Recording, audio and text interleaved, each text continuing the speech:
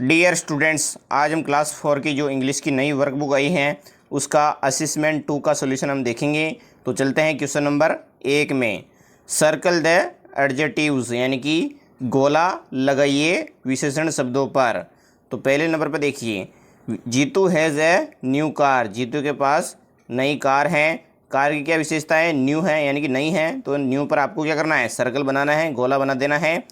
दूसरा, the roads are wet after the rain. बरसात होने के बाद रोड है जो गीला हो जाता है, तो इसमें आपको वीट पर लगाना है, गीले पर। और सी वेयर ए ब्यूटीफुल ड्रेस। उसने बहुत ही सुंदर ड्रेस पहनी है। तो ड्रेस की विशेषता क्या बता रहे हैं? सुंदर। तो इसमें आपको ब्यूटीफुल पर लगाना है क्योंकि ये एक विशेषण है। और अगला sentence, that is a sweet cake. Cake है जो बहुत स्वादिष्ट हैं, तो इसमें स्वीट पर आपको सर्कल बना देना है। Question number 2, write plural words for the following, यानी कि एक वचन से बहुवचन आपको बनाना है। तो यहाँ पर दे रखा है कप, तो इसमें आपको कप्स लिखना है यानी कि एस लगा देंगे आगे। तो अगला बॉक्स, इसमें ई एस लगेगा, बॉक्सेस हो जाएगा। और पेपर, इसका प्लूरल बनाएंगे, बहुवचन बनाएंगे तो बन जाएगा पेपर्स। और पेंसिल का हो जाएगा पेंसिलस, एस लगाना है सिर्फ, ई एस नहीं लगाना है। Question number 3, fill in the blanks, रिक्त स्थान को भरिए यूजिंग द करेक्ट आर्टिकल, सही आर्टिकल का प्रयोग करके। तो आर्टिकल जैसे कि ए एन दे का प्रयोग करना है इनमें, जिसमें देखिए ए ई आई ओ यू, ये सभी क्या है? वोवल है यानी कि स्वर हैं। तो इसमें किसका प्रयोग करेंगे? एन का प्रयोग करना है। और जो व्यंजन हैं उसमें ए का प्रयोग करेंगे। तो पहले नंबर का सेंटेंस है, मिक्की इज़ ए माउस। तो यहाँ पर एम आ रहा है, तो एम का आगे हमें ए लगाएंगे क्योंकि ये एम है जो व्यंजन है, इसलिए ए का प्रयोग करेंगे। दूसरे नंबर पर, सी गिव मी एन इन पोट। तो इसमें एन का प्रयोग हुआ है, क्यों हुआ है? क्योंकि इसके आगे जो आई एन के पी ओ टी आ रहा है, तो आई आ रहा है पहला वर्ड, इसलिए एन का प्रयोग होगा। और Ramesh is an honest man, तो इसमें एन का प्रयोग करना है। Keep the books in the bag, तो इसमें दे का प्रयोग हुआ है। अगला प्रश्न है चौथा, री राइट, पुनः लिखिए the sentence using the correct punctuation mark, सही विराम चिन्हों का प्रयोग करते हुए।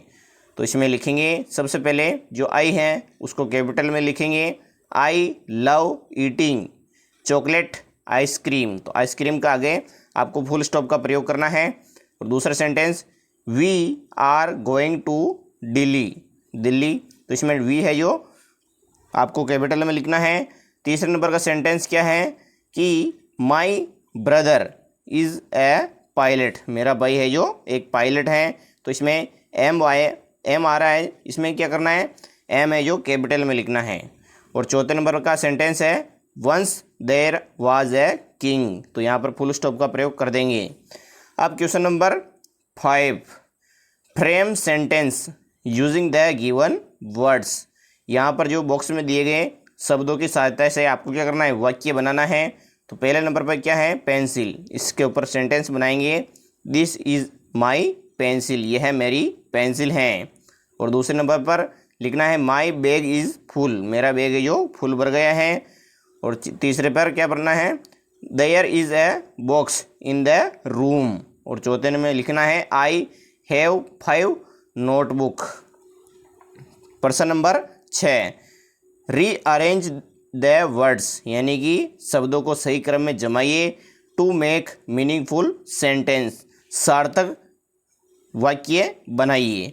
तो इसमें दिस आएगा पहले क्योंकि जो दिस है उसमें कैपिटल टी है, इसका प्रयोग हुआ है, दिस इज़ एन आइसक्रीम। और दूसरे नंबर पर आपको लिखना है, the cat is under the table, जो बिल्ली है वो टेबल के नीचे हैं, इसलिए अंडर का प्रयोग हुआ है। Question number